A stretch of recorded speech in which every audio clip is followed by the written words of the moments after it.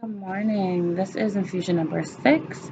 Today is November 19th, 2019, approximately 10:26 a.m. Infusion 6 is focusing on the Johari window that was talked about in class last week. Apologies for not being able to make it, but will still cover the content.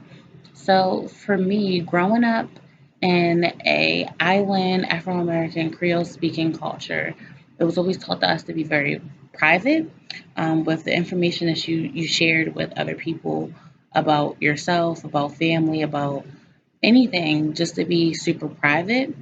And I would say 28 years later, this is still something that I struggle with because I still kind of have this mindset that was culturally instilled in me to be very standoffish and like to disclose only what is needed.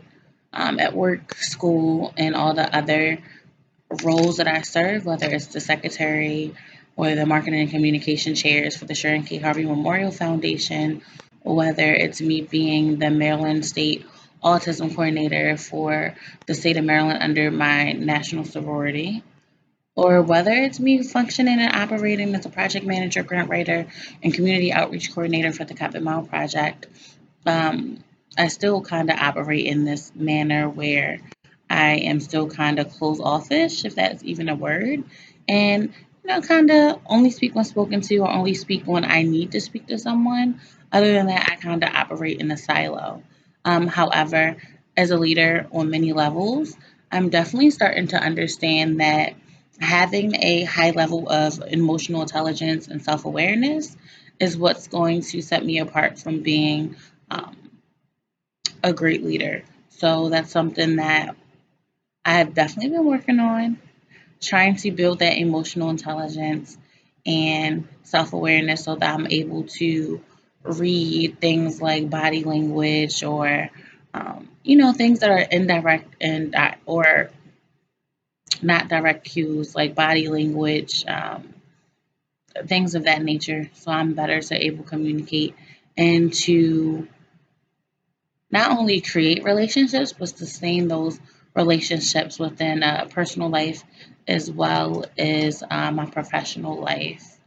So we were tasked to take the Johari Window um, assessment. So I did that. And for solicit feedback, I got a 29. And then for willing to disclose or to give feedback, I got a 32, which seems about right in my opinion. For me, I'm the type of person that when it comes to speaking to my superiors for feedback, I will definitely do that. So, for example, when it comes to, I'm a teacher, so when it comes to my evaluations, I'm really adamant about talking to my principal and my department chair and my vice principal, who's a previous science teacher, to get that feedback. However, I'm still not comfortable at going to, let's say, my peers, another teacher, and asking for their feedback. That's just not a comfortable space that I'm in right now. When it comes to willing to disclose or give feedback, again, if it's somebody that I am like directly responsible for or have to directly work with, I don't mind either soliciting their feedback or giving feedback if it's in some way directly impacts a task or something that I have to do. So when I took this Johari window assessment, I feel that it was true to um, my actions and how I operate in regards to self awareness and, excuse me, emotional intelligence. So basically, when we talk about the Johari window, you got four boxes. You have your known by self, your known by others, your unknown by others, and known by others. It should be known by known and unknown by self. How do I accidentally go? It should be unknown by self. And then you have your open area, which is your open self, which basically just means that it's info about you that you know and others know. And then you have your unknown by others, which is considered your blind area or your blind self.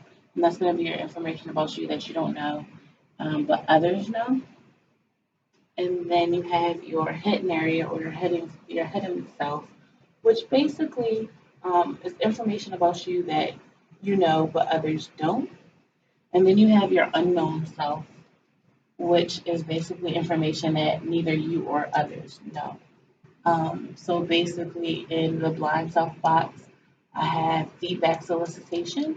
So information that you don't know that others know. This is when it's important to solicit feedback.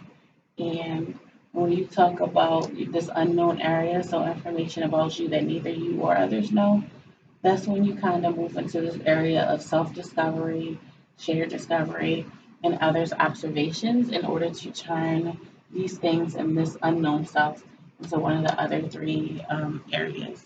So I would say that definitely moving forward, um, especially with teaching, a lot of times I use my parking lot as a mode to kind of create a means for students to give me feedback, but I think moving forward it's going to be important to me to pay attention to where I fall in the Johari window and use the Johari window even within my organization to see how where other people fall on this assessment so we can begin to open the lines of communication and build better and sustainable relationships so we can work better together as a team. Definitely like the assessment. The scenarios gave definitely made me think of, what would I really do? And um, it's definitely something that I plan to incorporate to help build my emotional intelligence and self awareness, not only for me personally, but with any team that I'm directly responsible for.